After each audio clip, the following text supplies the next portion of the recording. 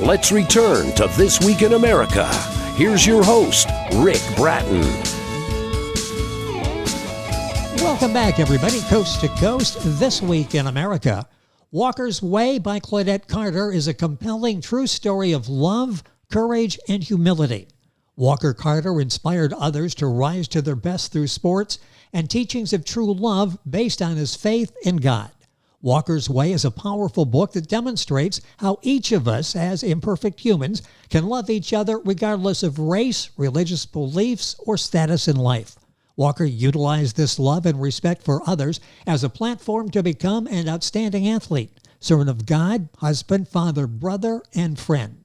Claudia Coleman Carter served as executive director and creator of Spotlight Productions, a nonprofit award-winning cable television company. Claudette, along with Paulette Blake, her twin sister, wrote the renowned Nephilim's Children of the Fallen Angels, which was a source of inspiration for such movies as Fallen and City of Angels, as well as numerous other films. Their screenplay, Kenya's Girl, was the winner of the Reader's Digest Award for the best screenplay.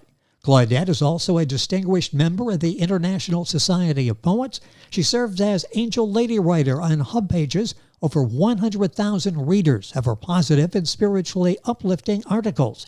And Claudette Carter, author of Walker's Way, How Are You Walking in Your Life?, joins us on This Week in America. Claudette, welcome to the program. A pleasure to have you with us. Yes, Rick, thank you so much for inviting me on your program. I appreciate it so much. Well, it's our pleasure to have you here. And this is such an important story about a remarkable human being. And we're going to talk about it at length during the program today. I'll give you information on where the book's available and Claudette's website. But first of all, what's the story behind this book? Why was this story so important to you that you wanted to share this with others? Well, the story was important to me because Walker Carter, who was my husband, I was married to him more than 31 years. I kept seeing, even when I met him in high school, and the book starts out from that as well, I could see there was something different about this young man who showed compassion and love and just a genuineness about loving people and showing compassion for people, regardless of whether they were female, male, black, white, Chinese. He didn't care. He really did not think about a person's race. He thought about the person. And that drew me to him and made me want to even watch his steps throughout his life. And then when he tragically died, the book was a source of relief for me as a journal, which eventually I turned into a book. But just watching individuals in our lives and in his life really inspired me to write this book. What a legacy that he's left through your book, Walker's Way. This is the book's available at Claudette's website, booksbyclaudettecarter.com. From the publisher, mainspringbooks.com, Amazon, Barnes & Noble, all of the usual places. Link on, of course, at our website, thisweekinamerica.us.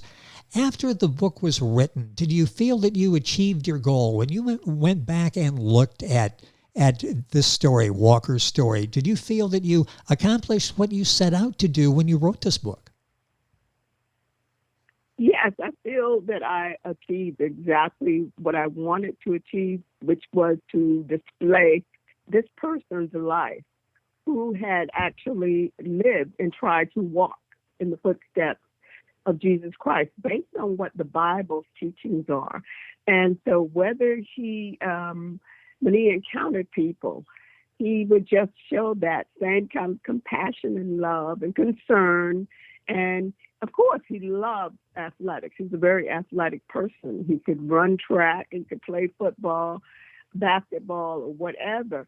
But he achieved so much within the sports realm. As you know, a national football championships twice at Widener University, and national championships even in field and track. So it just showed me that he was a balanced person, that he could not only be your best teammate, rah, rah, rah for you for victory, but he could come out of that and still show you compassion and love and concern, just like Jesus did, because Jesus had fun. He enjoyed going to weddings. He enjoyed drinking wine yes. With his disciples. So he lived a normal life. He ate with his disciples. They got tired together and slept, on the mountaintop and so forth. So Walker lived a similar life. He could just be balanced, to enjoy his life and at the same time show compassion and love for others. That balance is important. You talk about the athletic life, and he's a member of the Widener Hall of Fame, a very distinguished career in sports athletics, track and field football. You'll read about that in the book Walker's Way. He also, the other part of that life was the business, the professional life wasn't. He touched just as many people in his day-to-day work as he did with athletics. Yes, as a trouble man at Pico, my neighbors really named the book because they saw how he would, because he would always have to come out and try to clean the driveway, for example, to get his trouble man truck out. And so whenever that happened, he would clean their driveways as well. And so when he passed, they were definitely devastated. And that's why they called my name of my street Walker's Way. And so I thought it was a good idea for the book as well. But I feel like it achieved what I started out to do. Well, it's a great title for the book. In the back cover of the book, you see the sign there, Walker's Way. The book is written by Claudette Carter. Booksbyclaudettecarter.com is her website. Information, of course, there. You can order the book. Book available at Amazon, all of the usual places. This is the first book, I believe, that you've written by yourself. I mentioned the ones that you've done with your sister. Will there be another one? And what was this experience like for you, writing this book by yourself, basically from your memories and in your notes over the years?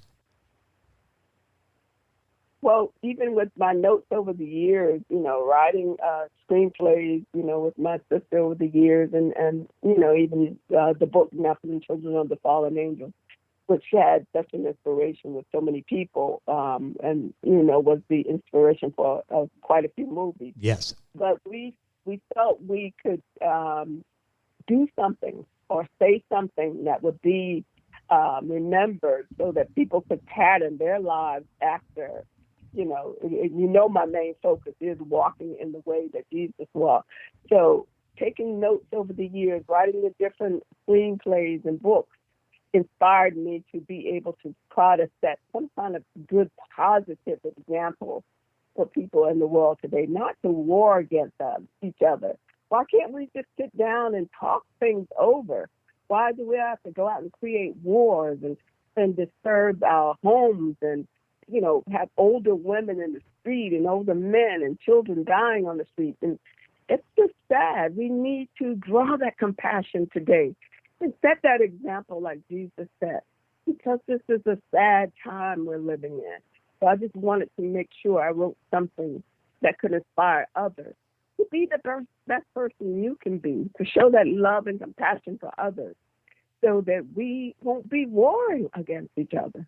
We'll show love and peace rather than war and anger. So well said. This is really the time for this book, isn't it? You read the book, you're inspired by Walker, what he did with his life, but then you're thinking, well, why couldn't I do that? What he did, and again, with his background, as you'll read in the book Walker's Way, this was not someone that had everything given to him, so this was easy. He struggled. He defied the odds all through his life and did it his way and did it successfully and touched so many people in the process. The book is Walker's Way. How are you walking in your life? The kind of reaction you're getting from people, maybe those who knew Walker, those who didn't, just read the book and are impressed by it. What kind of reaction are you getting? Any surprises with the reactions? I am getting a tremendous response. People have called me crying when they started reading the book. Amazing. Because they said they put it down because it was just so emotional, as well as encouraging, as well as inspirational. So it really touched my heart and my daughter's heart, because they saw how people drew to this book. It's just a little book. It's only about 100 and some pages. So it in turn has set an example that you don't have to write a 400 or 500 page novel, but to reach people. But you want to, in a few words, say something that can be encouraging to people, just like Jesus did. And he was taught by his Heavenly Father, Jehovah. So it helps me to see how I didn't have to write 400 or 500 pages, but people are drawn to this book and they've been inspired. The Pico Energy employees that he worked with, the corporate leaders that he worked with. And that's what I love about the book. It's an example for us, whether we're an athlete, whether we're a corporate leader, whether we're an employee at a company, whatever position we maintain in life, we want to be lovers of peace and God rather than causing chaos and death and sickness and war in the world. Well, yes, and if you're a husband, a father, a neighbor, a cousin, anyone, somebody that runs into somebody at the mall, I mean, there are examples there from Walker's life that will impact all of us, and because of that will impact others as well. Is your book intended for a limited age bracket? And I ask that because publishers always want to target this for the demographic. As you're reading Walker's Way, this book's for everybody. There's something for all of us there, isn't there? Yes, it is. It's for all ages, Rick, because when you're reading the book, it's from the person, Walker's childhood.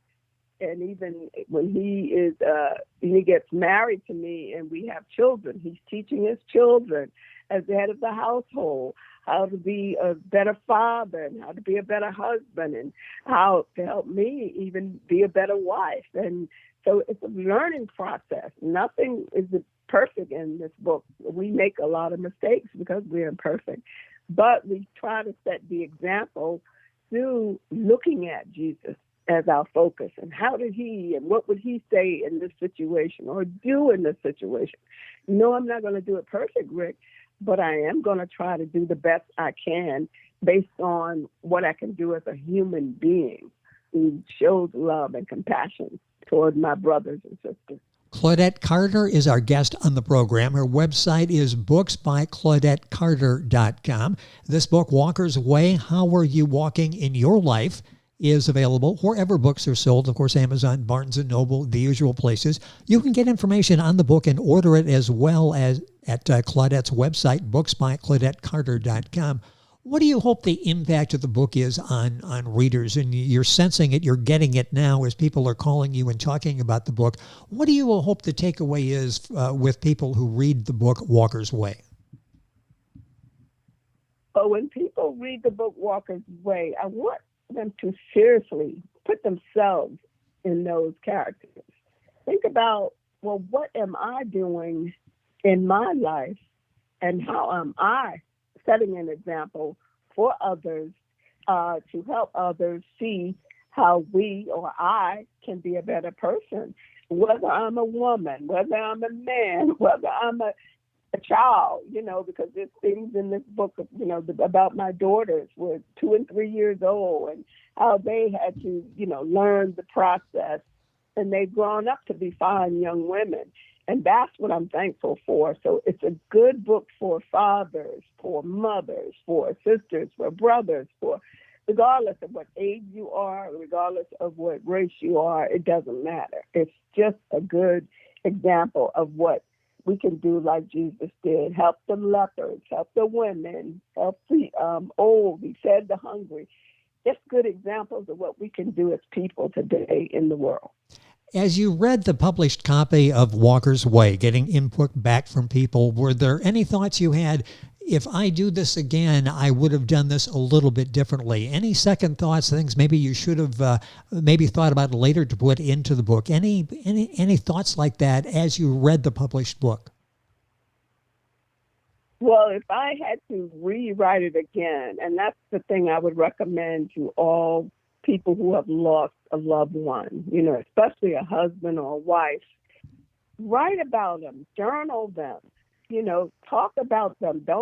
You don't necessarily have to grieve in silence. It's okay. That's all this book started out to be, was a journal about who he was and how he lived his life.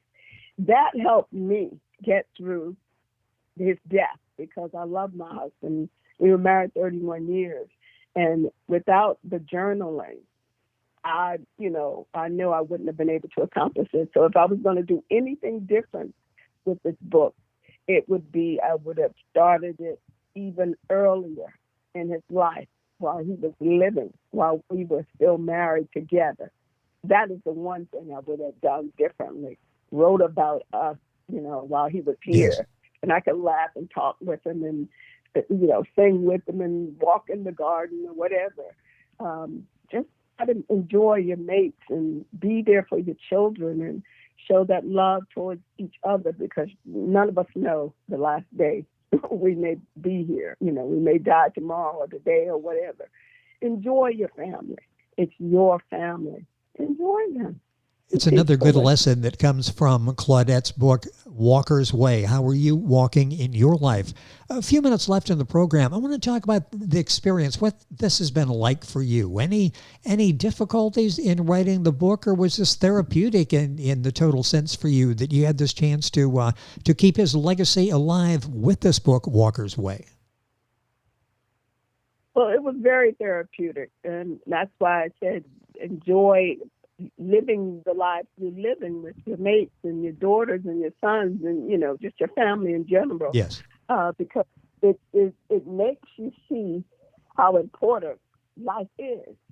And it's okay that, sometimes we make mistakes and, we're depressed or, we're angry about something. But if we can take time to write it down and think about it and even pray about it, it helps us to get through it. It takes it off of our heart and gives it back to God so that we can move forward in our lives. And that's what, I can see even writing the book. It helped. It was therapeutic because it gave me an opportunity to give it back to God, to put it in Jehovah God's hands and not my hands, and then ask for his help in the name of his son, Jesus Christ. So that's the therapy I would suggest in anybody's life. Write it down, journal it. When you have family and friends read the book, they know about Walker's life, impressed and influenced, I'm sure, by Walker's way of life. And you touched on this before. What's it like when you hear from someone, a stranger, someone you didn't know before this, you wouldn't consider family or friend, and what their reactions have been when suddenly Walker comes to life in his actions, the way he lived his life, in the lives of these people? What's that like when total strangers, you get this sense that their lives may be better now because they know about Walker? Well, it touches my heart dearly when I see corporate leaders, for one, Mike, he's one of the guys that's mentioned in the book, and he is president of Pico Energy. So he is very close. He's been very close to my family and definitely to Walker before Walker died, because Walker worked at Pico. And it just helped me to see, regardless of whether you're a corporate leader or just friends of mine who we go out and hang out and have lunch, and then how they express this book touched them. Because even with the corporate leader, Mike, he was saying how when he came to Wilder University, people were talking about this Walker Carter. He didn't know who Walker Carter was. So he got to know my husband. And then when he got to know him, he came to love him as a brother.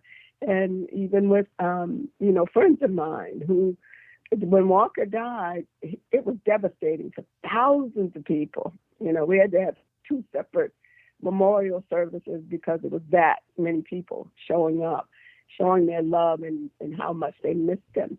So imagine if each of us tried to set an example like that in life, how you will not only live your life, but how you will be remembered by people. So people was in his life. They saw how he walked. So they know it's not a lie. They saw how he reacted to people. They saw how people reacted to him.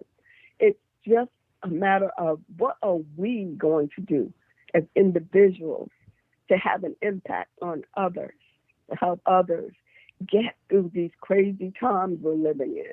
What can I do? What can you do, Rick? What can any of us do to have a more positive impact on people and on our lives? And I love the title. Well, yes, and you do such an excellent job of bringing Walker to life and all that he did, all the people that he touched. And then we start asking ourselves, what would I do in that situation? Would somebody say, I hope they remember me like that, where I reached out to other people.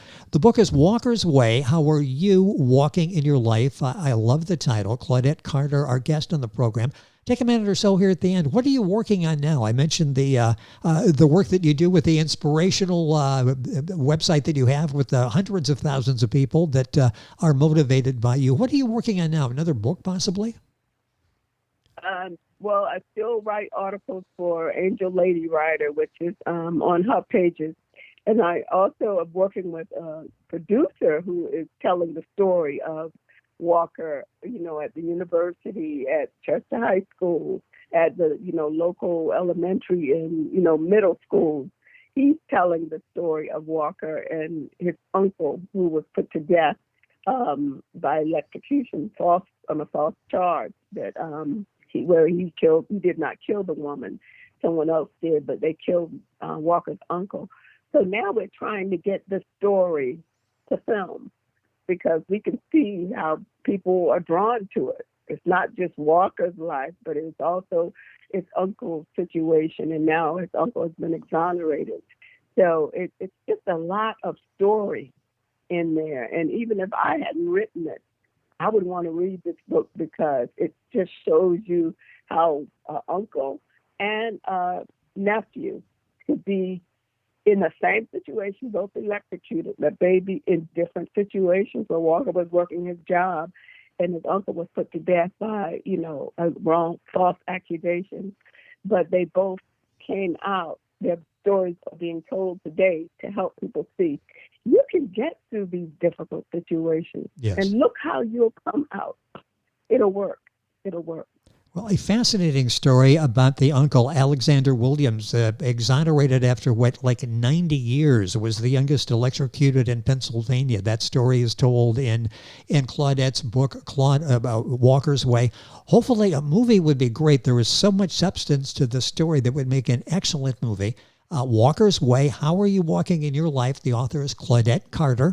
Her website is booksbyclaudettecarter.com, published by mainspringbooks.com. Amazon, Barnes & Noble, all the usual places for the book.